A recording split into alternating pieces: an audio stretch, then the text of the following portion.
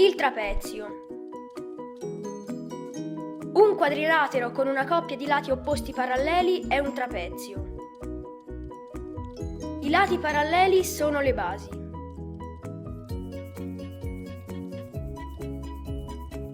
I lati non paralleli sono i lati obliqui.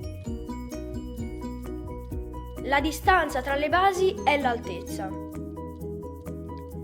Gli angoli adiacenti ai lati obliqui sono supplementari.